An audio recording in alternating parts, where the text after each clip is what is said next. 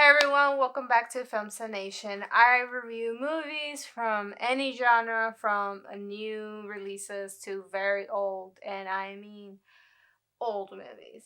And today's pick is Nights in Rodanthe. No idea if I'm saying that right. Yes, it's a Nicholas Sparks movie, and we cannot expect anything but fucking tears.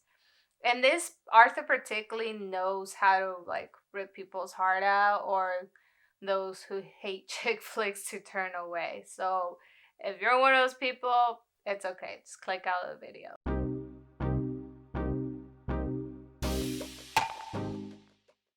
In Nights of Rodanthe, a 2008 movie directed by George Wolfe, starring Diana Lane and Adriana, I think. I'm gonna stop right there. Just to let you guys know, I do not know how to pronounce a lot of words because English is my second language, so excuse me, but it's pronounced as Adrian. And I was not aware that Adrian can be spelled in many different ways. And I have a brother named Adrian, so yeah, I'm really clueless to everything. But anyways, let's continue with the movie review. I said that right. And Richard Gere as Dr. Paul Flanner. At first, Adriana arrives at Rodanthe to run away from the chaos from her past. And meanwhile, in the hopes of sorting out the troubles, she is attending a friend's inn for the weekend, and Dr. Paul Flanner is the only guest who also is tormented by a decision.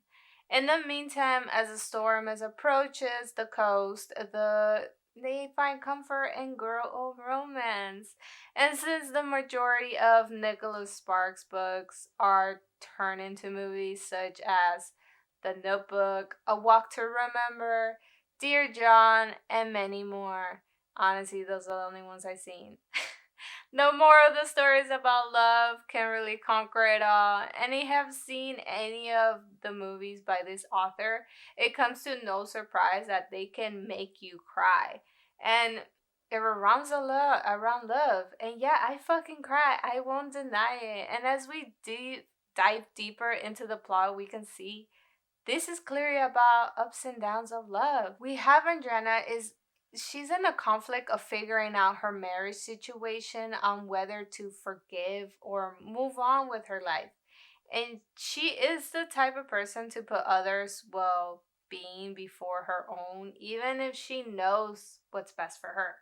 And Diana Lane does a good job of portraying Andrea, and she does this fulfilling of the character, which is loving but lost without knowing what to do. And Diana Lane does have a history of portraying more gentle people in movies, as she did in Man of Steel, Let Him Go, and Unfaithful for most of her part of her career. Which, by the way, is not the first time she co stars with Richard Gere, as they were in the movie Unfaithful, a 2002 film. And as Richard Gere playing Dr. Paul Flanner, he tends to pull through with his subtle, caring, loving, and nurturing personality. And Dr. Flanner, this is a type of character that if you are a doctor, you can most likely maybe relate to him.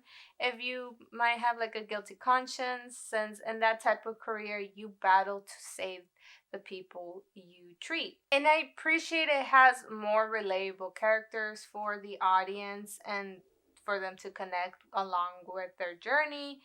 And I'm aware that not many fall in love with strangers at the first sight, but obviously this idea came from movies, I believe, that love at first sight kind of shit. So anyways, Andrea and Dr. Flanner have this subtle way to make you feel like really for them and their problems. I mean, who wouldn't relate with a mother with the conflict of deciding how to find herself without hurting her children? Or Dr. Flanner having a career as a doctor, saving lives, but meanwhile having, his own children who have a disconnection with them. Like, what else could you want?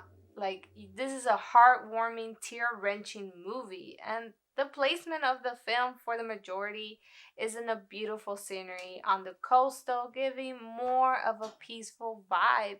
And though it's just to have the characters process and fall in love. And I like how it gives the use of this moral of the story, second chances in life. What I did not like about the movie is like it has a lot of cheesiness. Now, to tell you, it's just like the chemistry between these two characters, I cringed a bit. Like the makeout session, it was passionate but awkward. So I lost a bit of that magical dust. I won't say more, so you have to watch that part. Besides that, getting a bit technical is the editing. The beginning had a lot of cross dissolves, which is all of this. And it can just get annoying, and everything else on the technical, which is the cinematography, production design, all the, aesthetics and shit that you guys might not care about. They're just average, it's nothing grand. Romantic movies generally just do the bare minimum and stick to more like really about the characters than anything. So the overall story plot seemed a bit rushed. It had bits of family problems, and it was more about the two main characters, obviously. It just left me wanting to know more like about the family dynamics, and there was a lot of cameos as well, but it seemed just like if they were just thrown in. For example, I did not think that James Franco was in the movie. He wasn't credited for reasons. He was actually just there for a very short time. He was on the film, and he was pretty great. And as for Maya Whitman, who plays Amanda, is most famous, at least for me, my stand, is Parenthood. And she does act a rebellious teenager most of the time, so I'm not surprised there. And now for the Law and Order, Christopher Malone as Jack was there for like 1 minute in total of the film. So there was a bit of bunch of cameos thrown into this movie, and they are very famous. So it was hard somehow to pin them out of their certain characters they're already in before. So yeah, it's not a big deal.